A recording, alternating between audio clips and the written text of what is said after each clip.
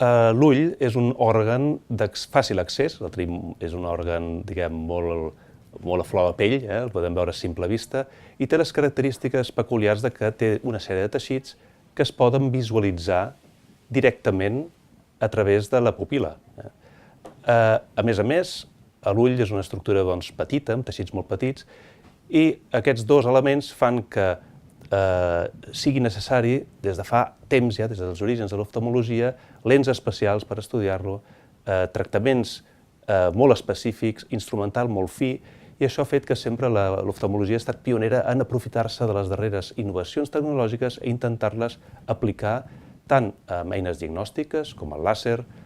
tant a la cirurgia com tècniques d'instrumental petit, lents especials, i també en tractaments com tractaments farmacològics que també tenim a la disposició actualment per tractar malalties molt complexes.